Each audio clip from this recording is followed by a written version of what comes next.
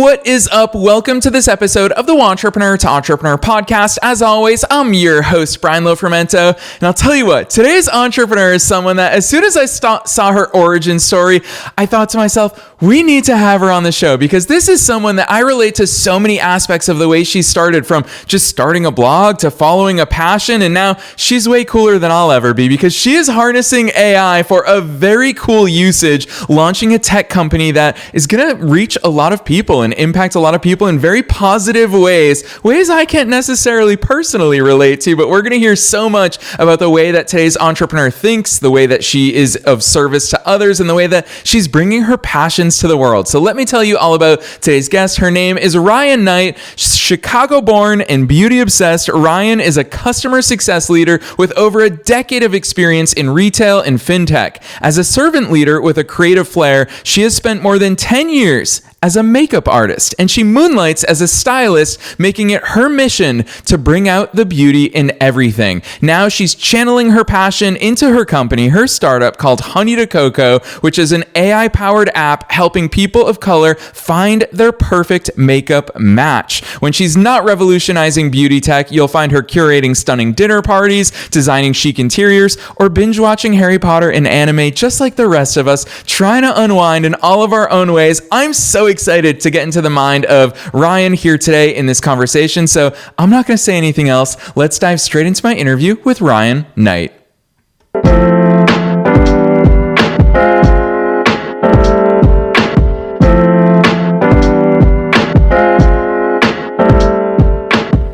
All right, Riean, I'm so excited that you're here with us today. First things first, welcome to the show. Thank you. Thanks so much for having me. Excited to be here. Heck yes. Well, Riean, you are doing cool work, and AI is such a buzz topic these days. We're definitely going to talk about that. But before we get there, take us on a more macro level. Who's Riean? How'd you start doing all these cool things? Yeah, well, again, I'm Riean, founder of Honey to Cocoa, and we are leveraging AI to help people of color match makeup to their unique skin tones. And I started my career at Macy's, actually, as a customer success manager, and then worked my way into fintech in customer success, and did that for several years. But on the weekends and at night, I would do makeup artistry. So I'd have wedding clients, graduations, just because, and I do makeup for people, and noticed that there was a gap in the industry for people of color, particularly, where they weren't feeling included. They weren't feeling like they could actually find their perfect match. And so I started a blog to try to solve that problem, and then realized that I could probably make this more scalable, and then pivoted over to the app. So that's what I've been doing for the past few years. Yes, I love that overview, Riean. I don't know if you at all know my background story, but when I was 19, I loved soccer. And so I started a soccer blog. Riean, I truly did it just because I loved writing about soccer. And if anyone read it, I mean, the more the merrier. It's just sheer luck at that point.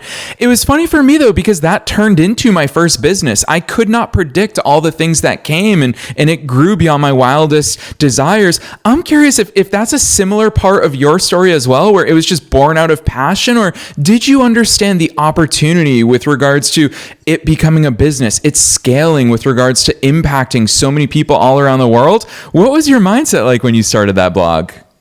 Yeah, it was more so something that was built out of passion, right? So it was this thing where I had a daytime job. I had a job that was, by all intents and purposes, respectable, right?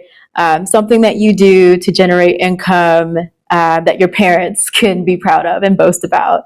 But there was always this part of me that was so passionate about beauty, and I couldn't let it go. And so I was more than willing to try to solve this gap that I witnessed by means of like a blog. And at first it was just this thing where I'm like, okay, like I'm frustrated that people of color are experiencing this, so I want to help, and this is fun to do, and I had a really good time, had a blast. Every time I had a client, every time I did makeup, it was fun for me. It didn't feel like work. But then I really started to wonder, is there a way that I could make this thing that I'm passionate about something that I can do for a living, something that I can use to generate income for myself. And when I really conceptualized the idea for how we could take this blog to a place where we could generate income, or at least pivot away from the blog and pivot toward the app, I really started to realize, okay, I can definitely do both of these things. Yeah, Ryan, I love hearing the way you talk about it because it takes me right back to my blogging days. It felt like the B word. I was like, I don't want to tell people I have a blog. And you're right. I love the fact that you even interjected, something that makes your parents proud. I used to love, my mom was a hairdresser. And so I used to always love when her clients would say, what does your son do? And she would say, he has a blog. Like, it's such this unknown thing, Ryan. And I'm glad that you felt that as well. But I will point out, it sounds to me like one of those things that you went through is that you didn't need to force it. You didn't need it to be a revenue generator. You truly got to hone your skills in, and you identified that need in the marketplace and got that traction of an audience, which I think that's something that you and I had the advantage of. It wasn't our full-time jobs when we started it. A lot of people, I think, how you and I are talking about the B word of blog and the somewhat shame that comes along with it. I think too many people mistake having a full-time job when they start their business as something that's a little bit shameful, but I think it's a leg up. I think it's beautiful that you didn't have to worry about revenue at that time. Talk to me about those beginnings, because a lot of entrepreneurs never want to admit that or be in those circumstances, but I think it's an advantage. Yeah, I will say, never be ashamed of staying at your full-time job if you have to. You will probably grossly underestimate how much money that you will need to have coming in as far as your income. So in the beginning stages, I knew when I first started working in fintech, I knew that I wanted Honey to Cocoa to be the thing that I did full time. And in knowing that, I really capitalized on the opportunity that I had being at my full-time job. And so I was like in a director level position there, and I spent that time building the skills that I feel would be relevant to running Honey to Cocoa. And so at that job, I had multiple lines of business. I helped to run our customer success department. I had direct reports and indirect reports. I led leaders and it was and processes, and it was super, super fun and really gave me the skill sets that I needed to really run or scale Honey to Cocoa. But aside from that, I also designed my life to fit into this future state of like, okay, I'm not going to have this income going forward. I don't know what it's going to look like, and I don't know how long it'll take me to fundraise. So I really focused on saving. I focused on things like paying my car off early. I bought a duplex so that I can live in one side and rent out the other side. So I really designed my life to fit this future state, and really took advantage of where I was when I was at my full-time job. And for me, there was no shame at all. I really took my time, and I left when I felt the time was right. Gosh, Ryan, I so appreciate the way you show up. The fact that you're talking about these things so transparently, this is the real stuff. When I was 19 starting my first business, I wish I could hear conversations like this one, because setting yourself up for success life-wise, that's the reason why you're able to flourish business-wise, is because you realize how much all of these things play together. So huge kudos to you, and so appreciative of the way that you share this with us. I want to ask you, Honey to Cocoa, we've got to talk specifically about the fact that you're using AI in such a cool way, Ryan. I hear so many people talking about AI, and we're all familiar with ChatGPT. Where did this idea come from? Obviously, you saw the gap in the marketplace, but specifically applying the powers of AI to it. Talk to us about those beginnings. Yeah, so this is really interesting, because when I was thinking about how to solve this problem, the way I would describe it to my friends, I'm like, look, there should be a thing where you can hold your phone up to your face, and the camera can like extract the pixels from your skin, and it can tell you what products to use.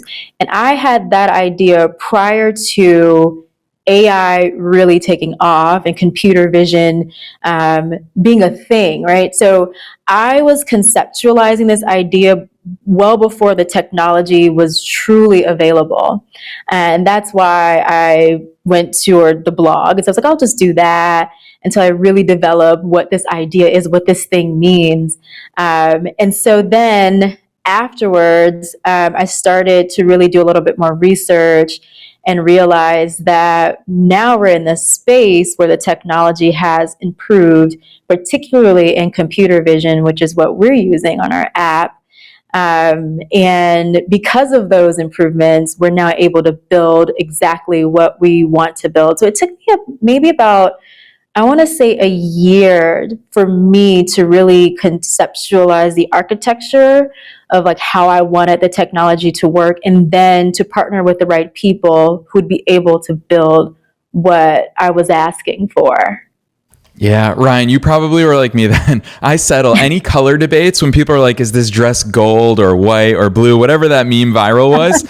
I just think to myself, I'll drop it in Photoshop, use the eyedropper tool. I'll tell you exactly what color it is because it's possible. And I love the fact that you're applying tech to do that and actually help humans as opposed to just solve memes that we all see online. So talk to us about that though, because starting a blog is one thing and anyone can start a blog within 10 minutes. It's the beauty of blogging and why I'm so grateful both you and I have that in common as part of our path. But launching an AI powered app is a totally different project. You clearly are a builder at heart. How did you start bringing these things into reality? Because it's a huge project, I imagine. Yes. Whew. A big project. Probably one of the hardest things I've ever had to do, and we're still doing it. So to start, I had to first understand, how do we quantify color? Aside from our eyes, right? So I'm looking at my shirt and I'm like, okay, this is gray, but how do you quantify that? What kind of gray, right? And I stumbled upon these like spectrophotometer devices, and I purchased one and I just played around with it and understood how color was quantified across various spectrums and color spaces.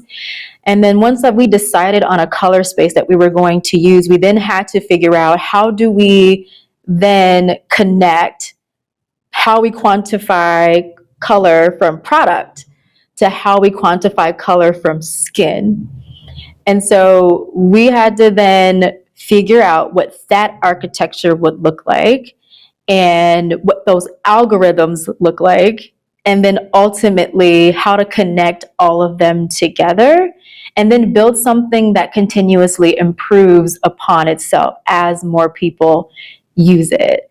So yeah, like I said before, it took me maybe about a year to kind of sit and research and play around with like how to make all of these separate parts talk to one another. And essentially what we're doing is training AI to essentially perform the same task as one of those fancy spectrophotometer devices, except you'll be able to do it from your phone, and then it'll be specifically tailored to quantifying pieces of skin on your face.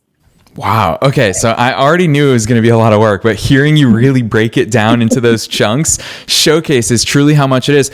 I want to ask you about both sides of it because, and maybe it's more than just two. I'm picturing it as two sides. One, which is, of course, the users who are showing their skin and looking for that perfect makeup match. And then the other side of it is, of course, the makeup match. And so I'm wondering, like, do you have this giant catalog of makeup brands and makeup colors and how those play nicely with them? You have to simultaneously build that up while you're also building the user base. What are all these different components that your executive mind is thinking about?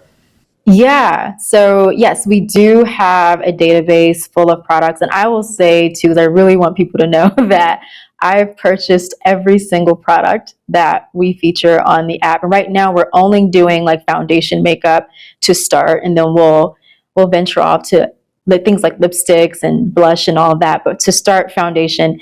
And I have bought every single product that we feature on the app, and I have scanned it with our device, and I have extracted that color.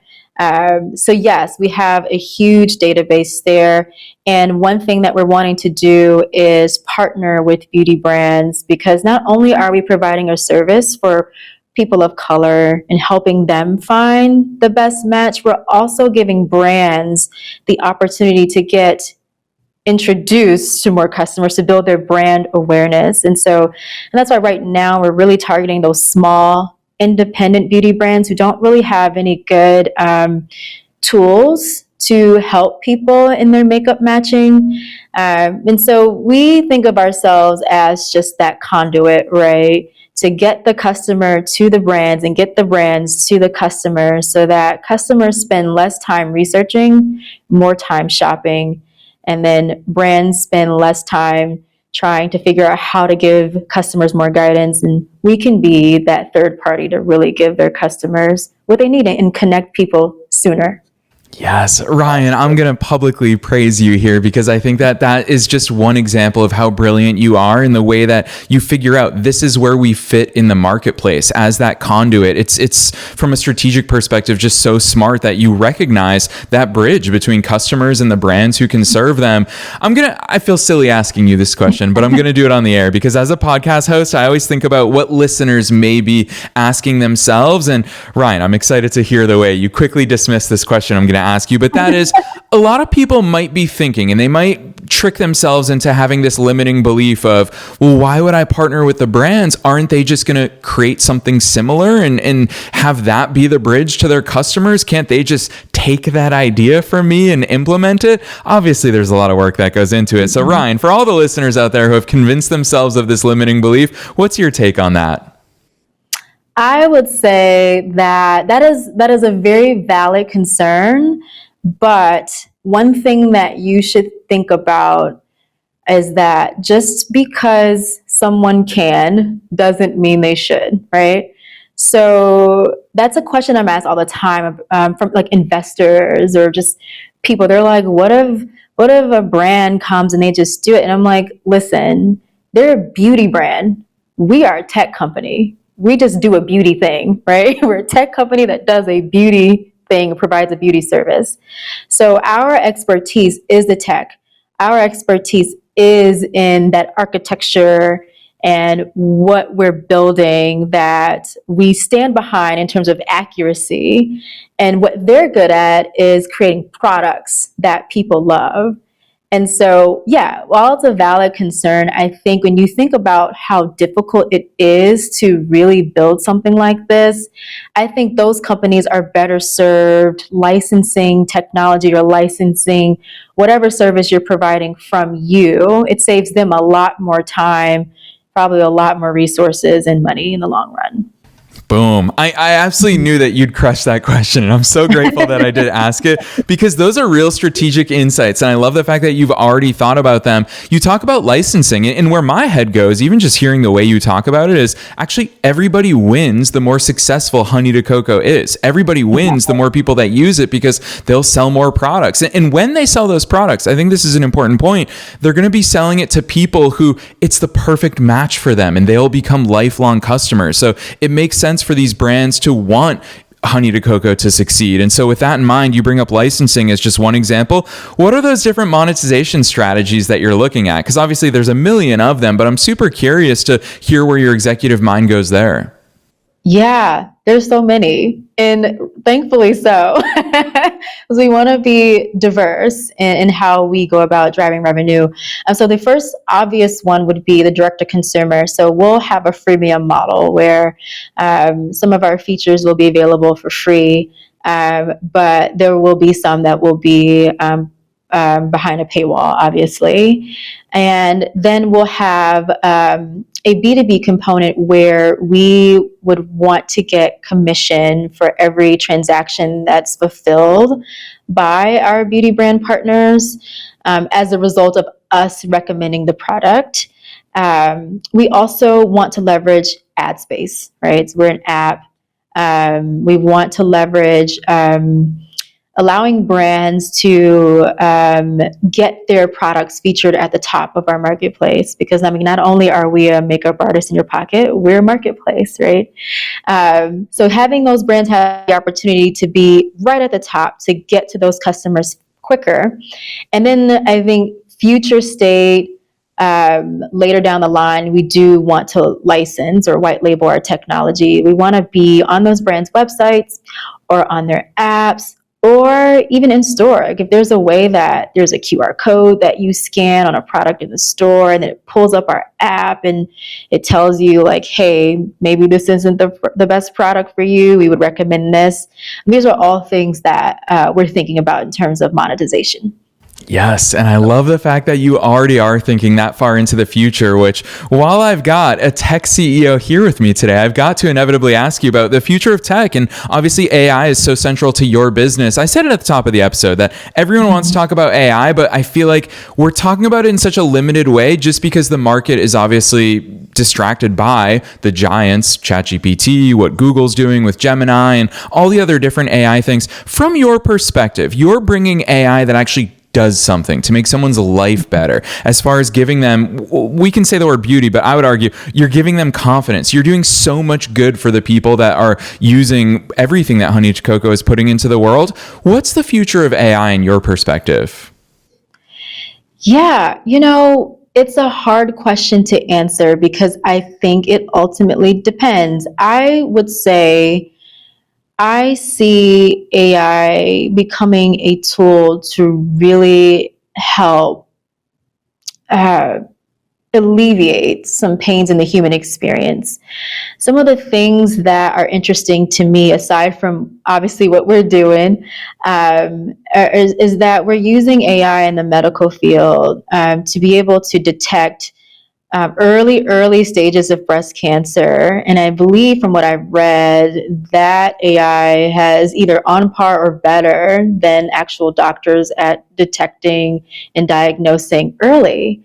And if we continue to build things in that direction to really allow humans to either just flourish, thrive, give us time back so that we can spend more time on things that are super important, I see AI going in that direction. But also there are the downsides because there are pros and cons to everything.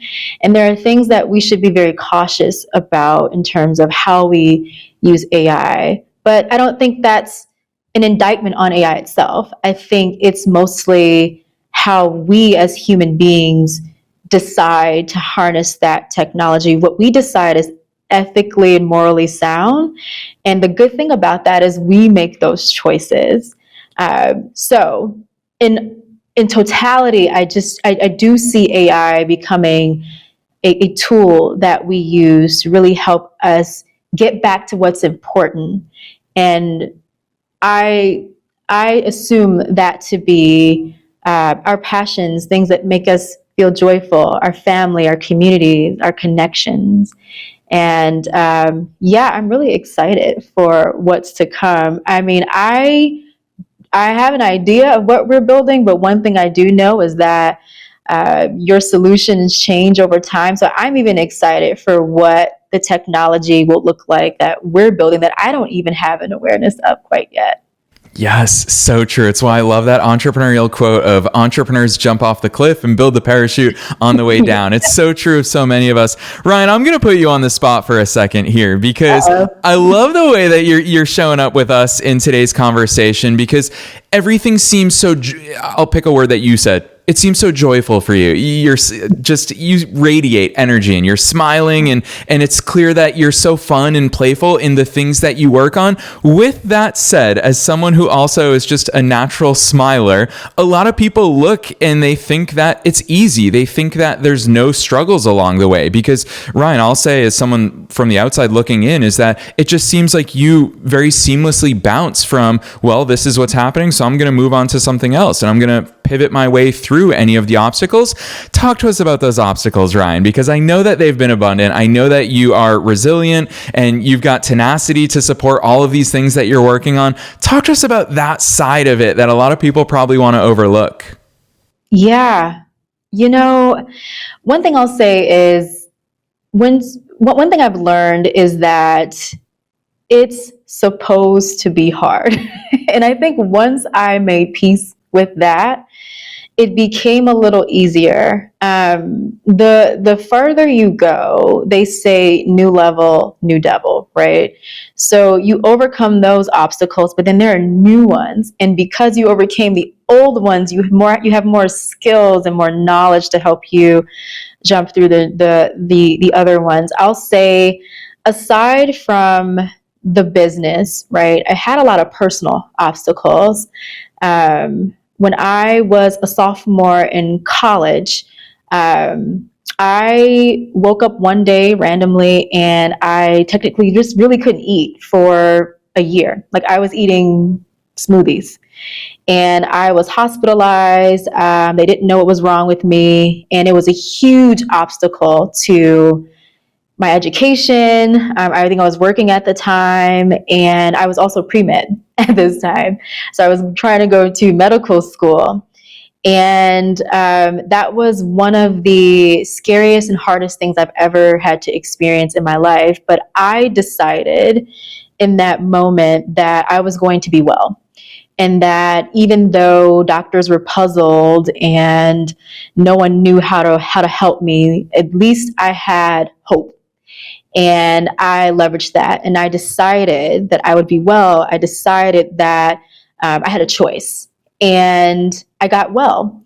And I still have after effects of that to this day. So I still have some health issues that sometimes get in the way of me running my business. I may have to take a day off to rest. But in experiencing that, I realized that if I could get through that, I could get through anything. And so in all of the obstacles that I faced in my business, I just realized, like, hey, this is just a moment in time. What I'm doing is incredibly difficult. That's why 90% of the population isn't doing it, right? It's really hard. It's supposed to be hard. And all I have is hope that I am following my intuition, that I'm doing what I am put here to do, and that what's for me won't pass me by. And if I put in enough work and I follow joy, then I can't lose. But I also know that, with anything, there's a chance that maybe it won't play out the way that I thought it should, but it almost always plays out the way that it should. And then it brings you to that next leg in your journey, and you can kind of look back, and maybe it's just coping. Maybe it's a coping mechanism, but it works for me. I can look back and I can see why it had to play out that way and why everything is so interconnected in the most spooky way sometimes. So I think, I've always had an inner strength. I've always had the ability to make a choice that I was going to get through it. And I've always just knew that if I had hope and I had I had enough joy that I cultivated on my own, that I could get through anything. Yeah, so beautifully said, Ryan. I really appreciate you sharing that story and the journey that you've been on with us here today, and especially the mindset that you've developed along the way to cope through all of it. And I think that it's so important. It really reveals, and this is so true of so many incredible entrepreneurs, that you're invested deeply into your own personal growth and development. We here on the show, obviously, we love talking business growth, but it doesn't come without that personal growth. So I want to ask you, how's that manifest into your day-to-day or your week-to-week or your month-to-month? For me personally, I love Sunday coffee dates with myself, where I just sit and I set those intentions and those strategies. And I'm very strategic in the way that I ask myself questions of what's working, what's not working, what do I want to change, what needs to change. How does that look in your life? Is it books that you read? Is it, I know that, we joke about Harry Potter and anime, but truth be told, all of these things are part of our self-care routine. How does that manifest in both your life and your business when it comes to that executive time and intentionality and strategy? Yeah, that's a good question, because a lot of people do ask me, well, how do you balance your work with your personal life and your hobbies and things like that. And honestly, I don't see those things as separate. And I think it's the seeing them as separate that causes this inner conflict where I'm like, okay, well, I've got to make sure I have enough time to spend with friends, and then you become super like prescriptive about it, and I hate that. So I think what works for me is, I know that in order for me to be a good entrepreneur, in order for me to be a good leader, I have to have a full cup. And I know what fills my cup are my friendships, my personal relationships. And I know that my hobbies fill my cup. I know that rest fills my cup. I know that a full 3-day weekend marathon of watching Harry Potter fills my cup.